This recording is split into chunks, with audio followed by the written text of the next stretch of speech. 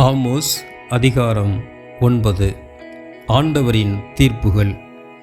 பலிபீடத்தருகில் ஆண்டவர் நிற்பதைக் கண்டேன். அவர் சொன்னார், தூணின் முகட்டை இடித்து போடு, மேல்தளம் ஆட்டம் கொடுக்கட்டும், மக்கள் அனைவருடைய தலையிலும் அதை உடைத்து தள்ளு. அவர்களுள் எஞ்சி இருப்போரை நான் வாளால் கொன்று போடுவேன். அவர்களில் எவரும் ஓடிப்போக மாட்டார், ஒருவர் கூட தப்பி பிழைக்கவும் மாட்டார். பாதாளம் வரையில் அவர்கள் இறங்கினாலும் அங்கிருந்தும் என் கை அவர்களை இழுத்து வரும். வான் மட்டும் அவர்கள் ஏறிப்போனாலும் அங்கிருந்தும் நான் அவர்களை பிடித்து வருவேன். கர்மேல் மலையுச்சியில் ஓடி ஒளிந்து கொண்டாலும் அவர்களை தேடி பிடித்து அங்கிருந்து கொண்டு வருவேன். என் கண்களுக்கு தப்பி ஆழ்கடலில் மறைந்தாலும் அங்கு அவர்களை கடிக்கும்படி பாம்புக்கு கட்டளையிடுவேன். தங்கள் பகைவர் முன் அடிமைகளாய் கொண்டு போகப்பட்டாலும் அங்கே அவர்களை கொல்லும்படி வாளுக்கு ஆணையிடுவேன். அவர்களுக்கு நன்மை செய்யாது தீங்கு செய்வதிலேயே நான் கண்ணாயிருப்பேன். படைகளின் கடவுளாகிய ஆண்டவர் தொட மண்ணுலகம் பாகாய் உருகுகின்றது. அதில் வாழ்வோர் அனைவரும் புலம்புகின்றனர். நாடு முழுவதும் நைல் நதியின் வெள்ளமென சுழற்றி எறியப்படுகின்றது. எகிப்து நாட்டின் நைல் நதி போல் அலைக்கழிக்கப்பட்டு அடங்குகின்றது. அவர் வானத்தில் தம் மேலறைகளை கட்டுகின்றார். வானின் வளைவை நிலத்தில் அடித்தளமிட்டு நாட்டுகின்றார்.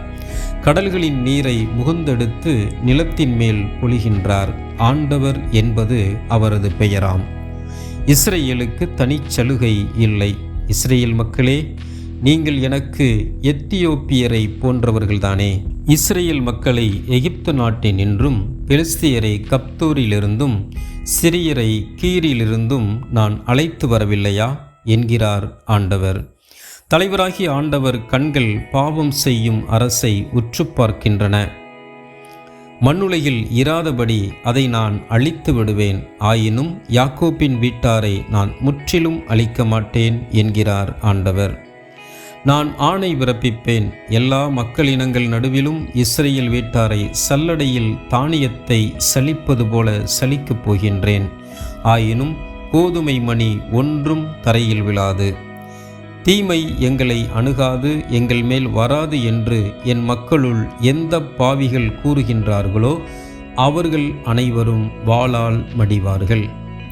இஸ்ரேலின் மறுவாழ்வு.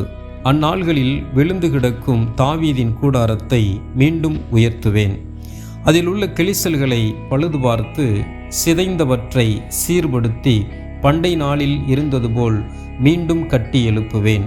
அப்பொழுது ஏதோமில் எஞ்சியிருப்போரையும் எனது பெயரை தாங்கியிருக்கும் பிறையினத்தார் அனைவரையும் அவர்கள் தங்கள் உடைமை ஆக்கிக் கொள்வார்கள் என்கிறார் இதை செயல்படுத்தும் ஆண்டவர். இதோ நாள்கள் வரப்போகின்றன. அப்போது அறுவடை செய்வோரை உழுவோரும் கனி பிழிவோரை விதைப்போரும் தொடர்ந்து முன்னேறுவர். மலைகள் இனி இரசத்தை பொழியும், குன்றுகள் தோறும் அது வழிந்தோடும் என்கிறார் ஆண்டவர். என் மக்களாகிய இஸ்ரேலை முன்னைய நன்னிலைக்கு கொண்டு வருவேன். அவர்கள் பாலடைந்த நகர்களை திரும்ப கட்டி அவற்றில் குடியேறுவார்கள். திராட்சை தோட்டங்களை அமைத்து அவற்றின் கனிரசத்தை அருந்துவார்கள். பழத்தோட்டங்கள் அமைத்து அவற்றின் கனிகளை உண்பார்கள். அவர்களை தங்கள் நாட்டில் மீண்டும் நான் வேரூன்றச் செய்வேன்.